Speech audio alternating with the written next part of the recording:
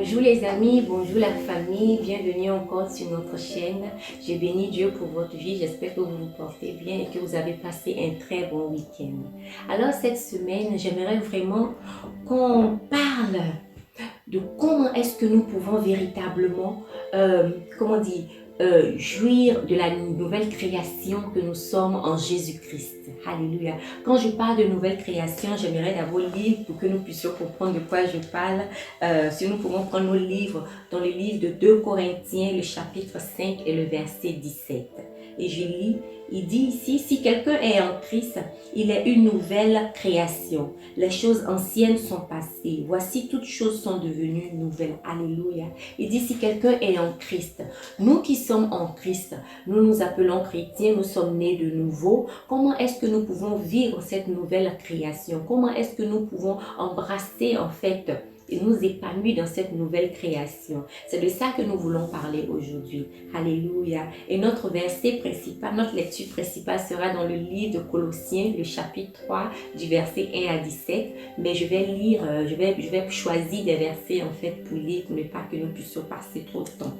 Alors, quand je lis ici Colossiens 3, déjà le verset 1 me dit, « Si donc vous êtes ressuscités avec Christ, cherchez les choses d'en haut, où Christ est assis à la droite de Dieu. Attachez-vous aux choses d'en haut et non à celles qui sont sur la terre. » Alléluia. Il dit, en tant que chrétien né de nouveau, si nous sommes nés en Christ, déjà nos pensées doivent s'attacher aux choses d'en haut. Mais qu'est-ce que Paul veut dire par cela? Est-ce à dire que nous ne devons plus vivre sur cette terre? Qu'est-ce qu'il veut dire en fait? J'aimerais vraiment prendre le temps de méditer sur ça et je continue la lecture. Et là, carrément, nous allons aller au verset 5. Le verset 5 dit, « Faites donc mourir ce qui dans vos membres est terrestre. » Faites donc mourir ce qui dans vos membres est terrestre. La débauche, l'impurité, les passions, les mauvais désirs et la cupidité, qui est une idolâtrie.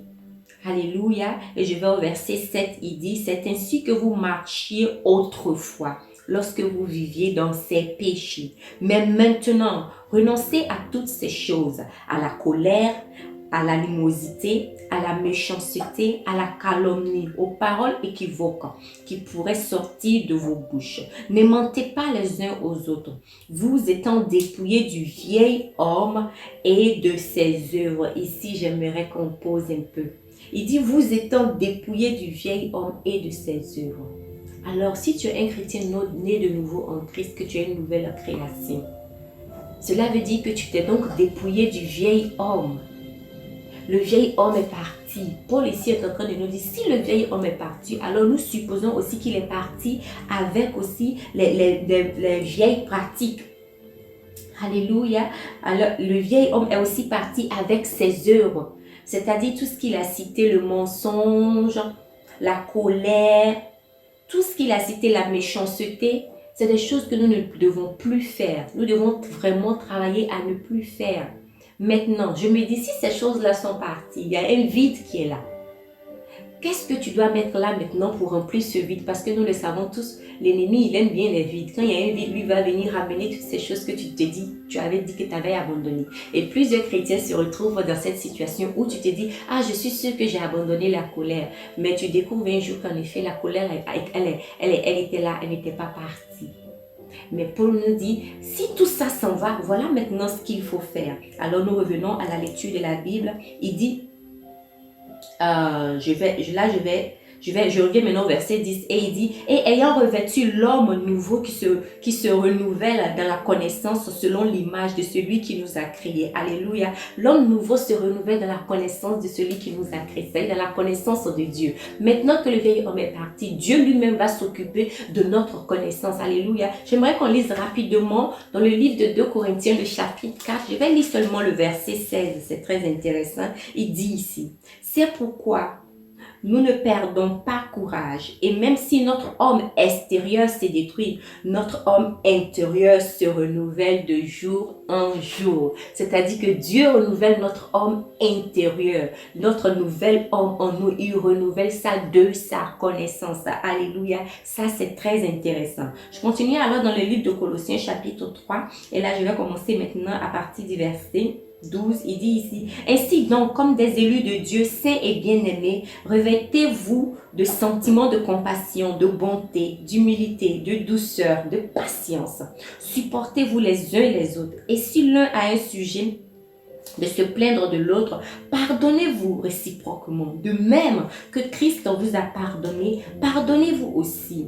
Mais par-dessus toutes ces choses, revêtez-vous de l'amour qui est le lien de la perfection. Alléluia. Et que la paix à laquelle vous avez été appelés pour former un seul corps règne dans vos cœurs et soyez reconnaissants. Et encore, il nous parle de l'adoration, d'écouter des hymnes et tout ça. Alléluia. Paul nous donne ici des conseils. Si le vieil homme est parti, maintenant pour pouvoir maintenir et nourrir le nouvel homme, voici maintenant ce que nous devons faire. Pour certains d'entre nous, on s'est dit ça ne sera pas du tout facile parce que c'est des choses auxquelles nous n'avons pas été habitués. Mais la parole de Dieu nous dit le Saint-Esprit rend toutes choses possibles. Cela ne se passera pas immédiatement en un jour, mais petit à petit. Comme on a vu dans le livre de 2 Corinthiens 4, le chapitre 7 et 7, jour après jour, alléluia, l'Éternel s'occupera de renouveler nos pensées. Bien-aimés, voici notre message de ce jour. J'aimerais que cette semaine, tu prennes le temps et te poser la question, Seigneur, est-ce que la nouvelle créature en moi exactement fait toutes ces choses? Sinon, comment est-ce que je peux aboutir à ces choses? Parce que nous voulons tous plaire à Jésus-Christ. Je bénis l'Éternel pour ta vie et n'oublie pas, si tu as été béni par ce message, de partager, d'aimer et de laisser un commentaire et surtout de t'abonner à notre page. Que l'Éternel vous bénisse abondamment. Passez une très belle semaine et je vous revois le lundi prochain. Au revoir.